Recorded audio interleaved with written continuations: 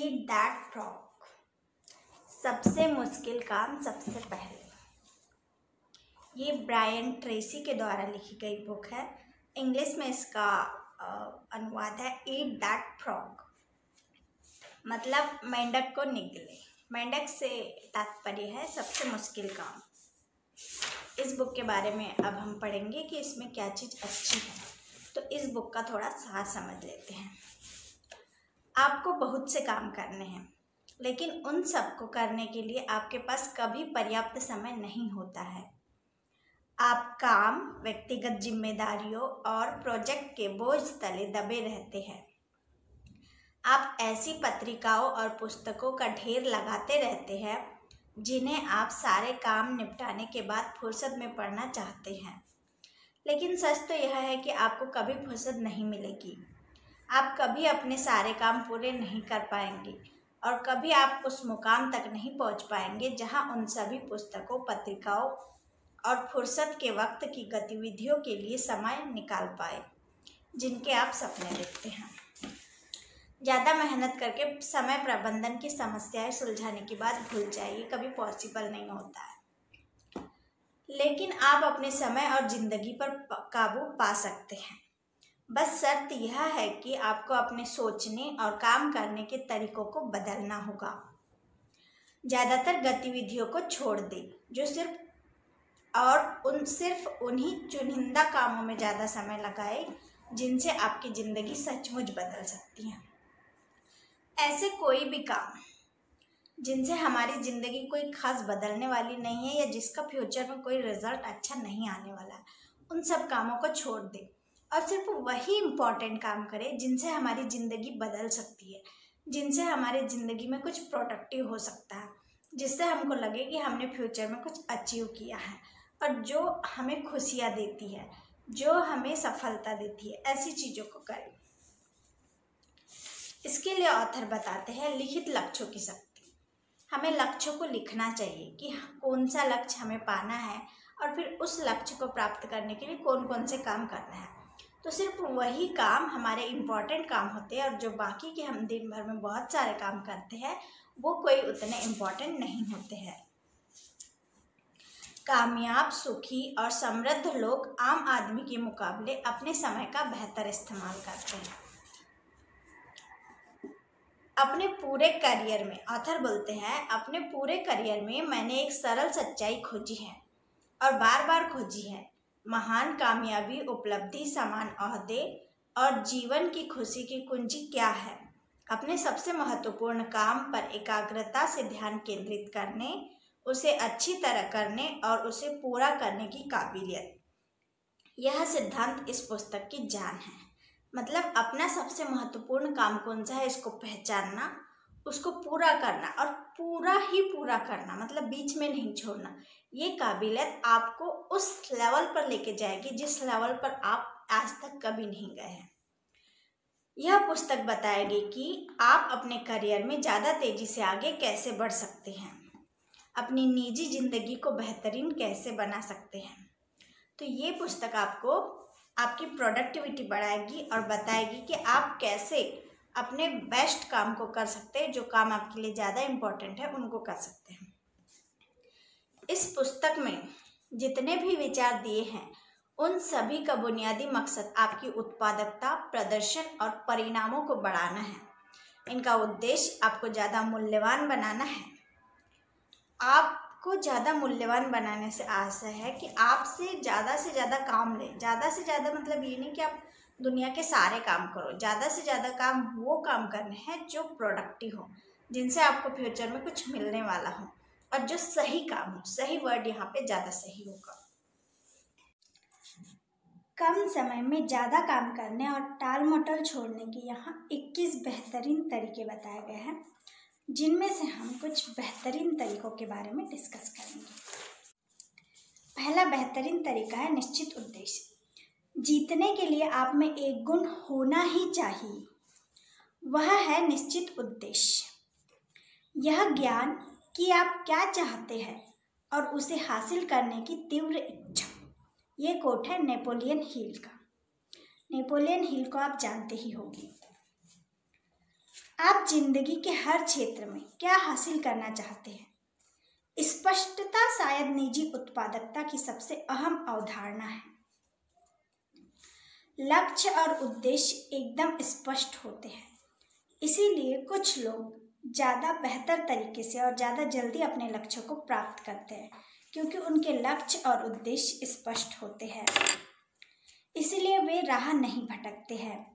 आप क्या चाहते हैं और उसे पाने के लिए आपको कौन कौन से कदम उठाने होंगे, ये जानना बहुत ज़्यादा आवश्यक है। तभी आप टाल मटोल छोड़ पाओगे और आपका काम उतना ही ज़्यादा आसान होगा। दूसरा तरीका है हर दिन की योजना पहले से बना ली, जिसको मैं मैक्सिमम वीडियोस में बोलते आई हूँ कि रात को सोने से पहले आप अपनी टू डू लिस्ट बना लीजिए। इसको अगर टू डू लिस्ट का नाम नहीं भी देना चाहते तब भी एक लिस्ट बना लीजिए कि कल आपको क्या क्या करना है।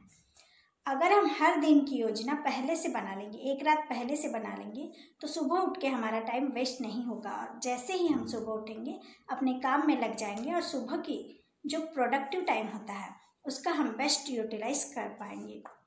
तीसरा तरीका है हर चीज़ पर 80/20 नियम लागू करें। आपने जितने भी लिस्ट में काम बनाए हैं या आपको जो जो काम करने हैं उसमें से 2 या 3 ऐसे काम उठा लीजिए जिनको करने से सच में आपके जीवन में फ़र्क पड़ेगा और आपकी ज़िंदगी बदलेगी और जो लक्ष्य आप प्राप्त करने चाहते हैं उसको प्राप्त करने में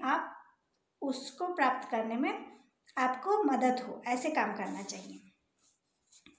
चौथा तरीका है परिणामों पर विचार करें। आप जो भी काम करते हैं तो सोचिए कि इसको करने से क्या परिणाम होगा।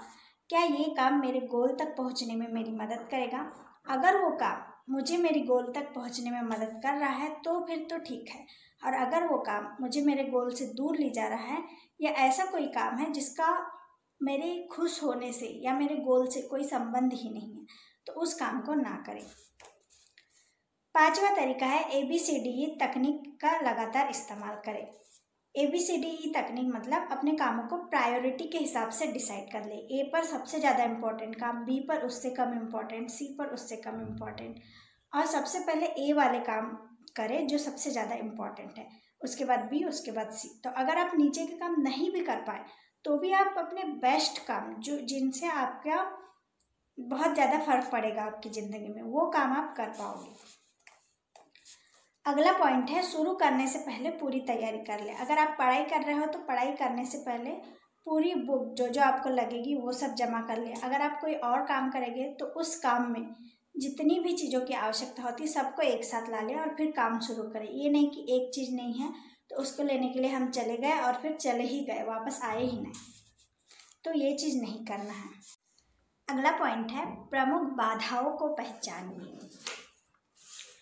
उस एक बाहरी या अंदरूनी बाधा का पता लगाएं जो उस लक्ष्य को हासिल करने की गति तय करती है। पूछे, मैं अब तक वहाँ क्यों नहीं पहुँच पाया?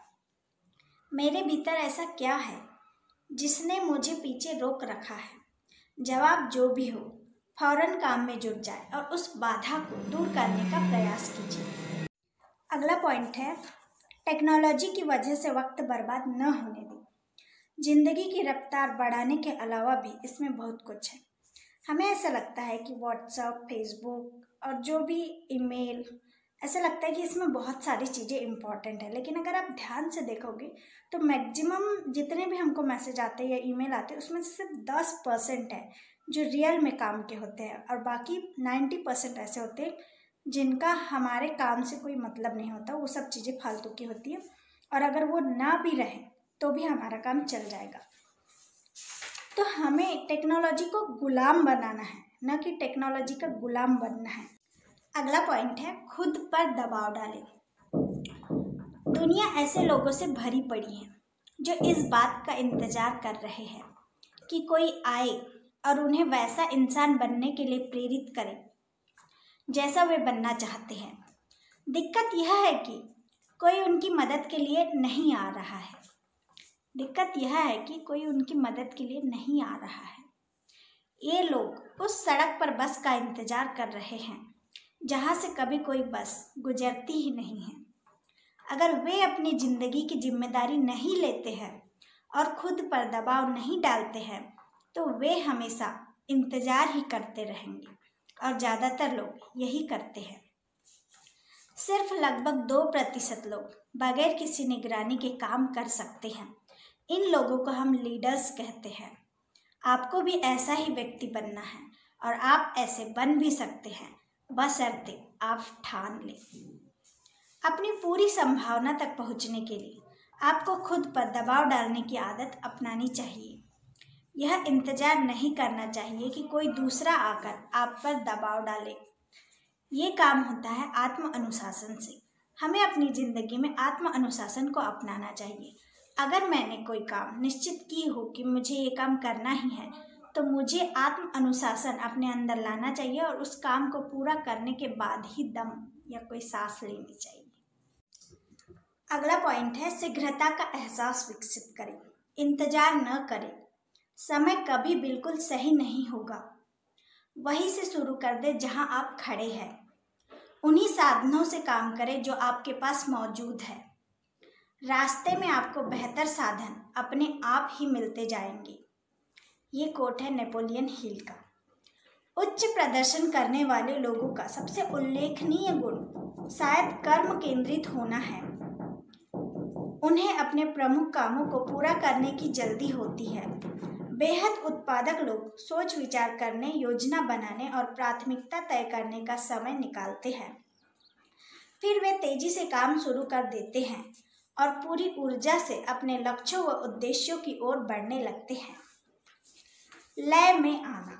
जब आप सक्रियता के उच्च और निरंतर स्तर पर अपने सबसे महत्वपूर्ण काम करते हैं, तो आप दरअसल एक अद्भुत मानसिक अवस्था में पहुंच जाते हैं, जिसे लय या फ्लो कहते हैं। लगभग हर व्यक्ति इसे कभी न कभी महसूस किया होगा। लगभग हर व्यक्ति ने इसे कभी न कभी महसूस किया होगा। असल में सफल लोग वे होते हैं जो खुद को इस अवस्था में आम आदमी से ज़्यादा बार पहुंच जाते हैं।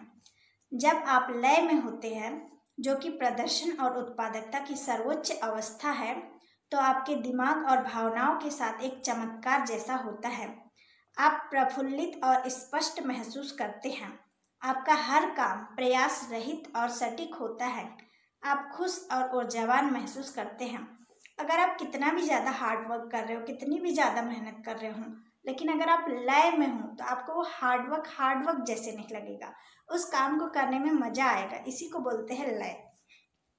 लेकिन ये एकदम से नहीं होती है। शुरुआत करने में तो टफ होता ही है, कठिन होता ही है, लेकिन जब हम शुरुआत करते हैं तो धीरे धीरे हम उस फ्लो में आ जाते हैं।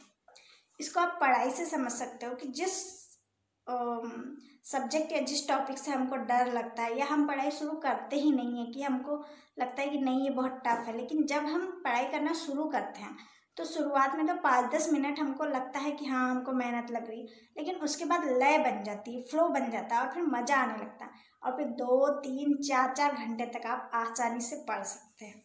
तो इसी को बोलते हैं लय और इसी चीज़ के बारे में यहाँ बताया गया है। तो इस काम को करने के लिए शीघ्रता का एहसास होना कि नहीं मुझे ये काम करना है और अभी करना है। अगर हम ऐसे करेंगे कि जो भी काम हमारे इम्पोर्टेंट है उनको अभी ही निपटाते जाएंगे, तो बहुत जल्दी हम ऐसे अच्छे काम कर लेंगे और हम यहाँ से यहाँ पहुँच जाएंगे। शीघ्रता के इस अंतर्निहित एहसास के साथ आप कर्म की प्रवृत्ति विकसित करते हैं। आप क्या करने वाले हैं इसके बारे में लगातार बात करने के बजाय आप कर्म करने लगते हैं। आप उन विशिष्ट कदमों पर ध्यान केंद्रित करते हैं जिन्हें आप फौरन उठा सकते हैं। आप उन चीज़ों पर ध्यान केंद्रित करते हैं जिन्हें आप अपने मनचाहे परिणामों और लक्ष्यों को पाने के लिए इसी वक्त कर सकते हैं। तो जो भी काम आप इस वक्त कर सकते हो तो फौरन जुट जाओ और कर लो। Thank you so much.